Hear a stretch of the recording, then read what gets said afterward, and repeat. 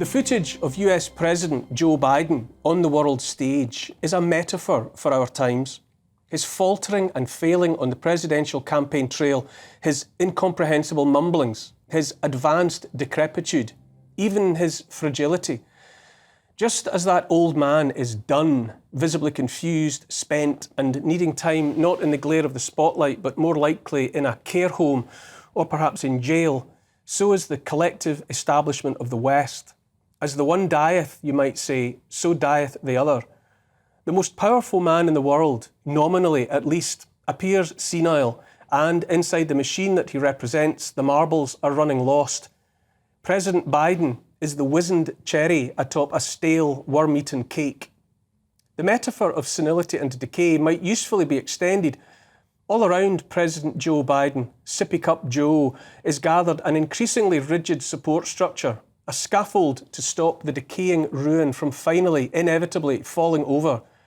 For all their effort, denial and obfuscation, it's anyone's guess how long they can keep him upright. It's also anyone's guess how long the corrupted West can remain standing in its present form, if at all. When a civilization persists not by maintaining and spreading peace, but by spreading war, including stoking the fires of global thermonuclear war, then that civilization is civilized no more. Those supporters of Biden are likely much more desperate than the old man himself. They would have to be, because at the moment, though some would say not for much longer, he is their golden ticket, a tarnished golden ticket to the Willy Wonka chocolate factory. While the old man drifts along, unmoored from the minutiae of day-to-day reality, those around him know all too well that for the time being at least, if they don't keep him in place, watch and guide him moment by moment, then they lose their power, and they can't have that. In many ways, the bigger problem we face in the West is the way too many trusting souls seek only to perpetuate a system, indeed keep faith with a system that's no longer fit for purpose. President Joe Biden is done, and the collective response to his incompetence is only to find another to take his place. If the Biden swamp has its way, another factotum will be manoeuvred into place, another rictus grin to distract the masses while corrupted entities wring the last drops from the system. It's a similar situation on this side of the Atlantic. Our leaders and would-be leaders are not suffering senile dementia, but they are also factotums filling roles at the pleasure of others within a system that is visibly misfiring and winding down like an old clock, stuttering towards a final failure that, if not arrested in time, may yet be catastrophic for billions. As a consequence of so much that's wrong, so much that has gone wrong, more and more of our money, rights, freedom, even safety and security must be taken from the many so that a rotten few might maintain themselves in the style to which they are accustomed.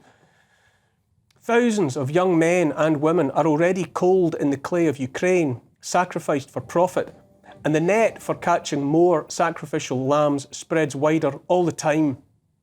In the US, a bill is passing through Congress that will see every young man between the ages of 18 and 26 automatically registered for draft, and so ready for call-up for whatever wars America wants to fight, against Russia in Ukraine, perhaps against China over Taiwan. Running alongside that freshly minted US legislation, which has already passed through the House of Representatives, are moves to register all women of the same age range as well. A person might wonder what the authorities have in mind if they need everyone between the ages of 18 and 26 registered ready for drafting into the military. For anyone still labouring under the misapprehension that the state cares about you, wants you well, then perhaps the realisation that those psychopaths appear to be preparing to sacrifice more youngsters on the altar of the god of war might open more eyes to the fact those regarded as leaders, those supposed to care, mean to do quite the opposite. More and more, I wonder why so many people continue to think and act as if they need looking after anyway, looking after by some idealised grown-up with all the answers. Even after all these years, all these millennia in fact, the search is still on for the good king, the ultimate father figure to keep the monsters at bay. Implicit in that behaviour is the childish wish for rescue by a hero, by a knight in shining armour. If we don't waken up and accept that no one is coming to save us, More importantly, that we don't need someone to come and save us, then we will be trapped in the fairy tale forever. The merest investigation of most of those that are attracted by the idea of the top job, the job of telling everyone else what to do, reveals characters who turn their backs on their own failings as individuals and persuade themselves instead that it's their destiny to dictate how everyone else should live their lives instead. As the generations have come and gone, we have somehow been persuaded to surrender more and more control over our lives, over the lives of our families and communities, to distant individuals who neither know us nor care about us. Personally, I think this is madness.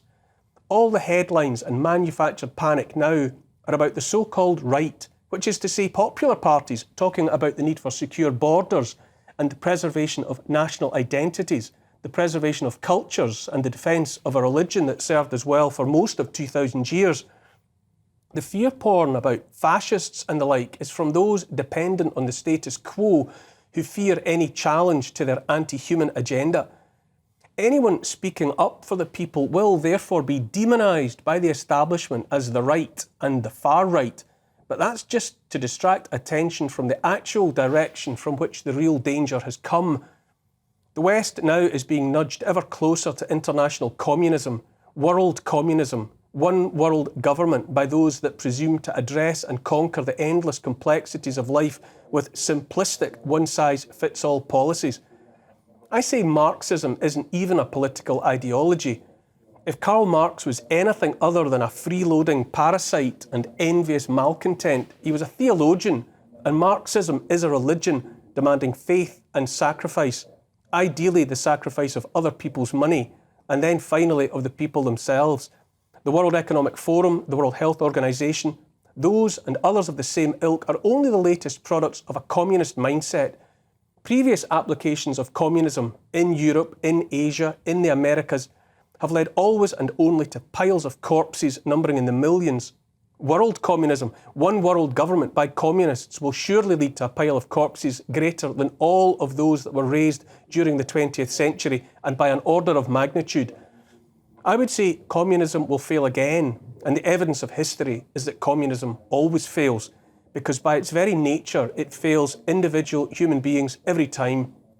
Just this week, a story in the Dutch news carried the headline, "The Netherlands will have to get rid of the idea that electricity is available to everyone at all times." A first world country where politicians profess to live or die by progressive principles, walking back into the darkness of the days before the Industrial Revolution. Like rust, communism never sleeps and is always at work eroding the well-being of people and peoples.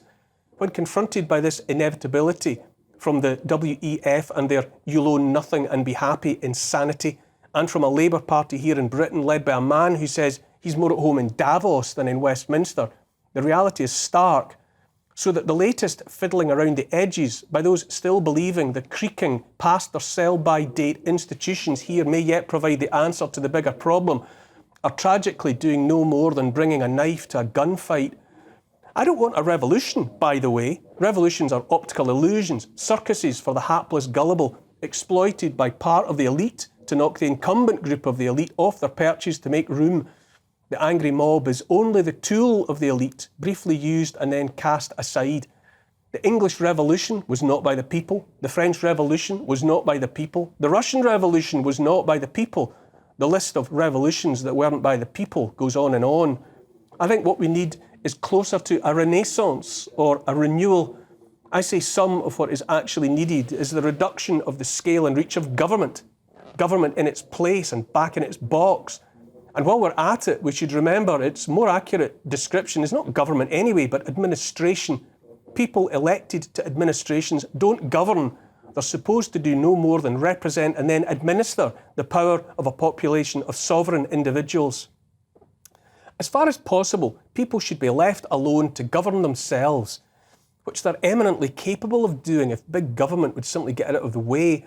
And before anyone trumpets local government, as long as the party system prevails, local government is a busted flush too, the disguised bankruptcies of one after another being cases in point. One of the challenges we face is the inbred culture of dependency, by which I mean too many have been raised to look for help from strangers. Centralised taxation of every sort is utterly out of control, We have the greatest tax burden since the Second World War. And for what? Crumbling infrastructure at home while billions of our pounds are shipped abroad to be laundered through corrupt wars that produce nothing but the corpses of the innocent. Why is it greedy to want to make decisions about the use of money you've earned by your own efforts, but somehow not greedy to want to help yourself to money earned by someone else? Here's the thing. In the world of geopolitics, you might say there are no good guys anymore, just a miserable choice of dodgy characters, all pursuing their own self-interested ends, and to hell with the likes of you and me. But the mask has slipped. In recent years, and especially in the past few months, those that would lead the West have exposed themselves for what they really are, and it ain't pretty. As people waken up to the ugly truth, so too one nation after another is turning away from an old and bloodthirsty system, forging new alliances. After half a century of US dollar dominance, and in no small part due to the way that currency has been weaponised, more and more players on the world stage are trading in other currencies. No matter what they do now, the baddies are bleeding from self-inflicted wounds.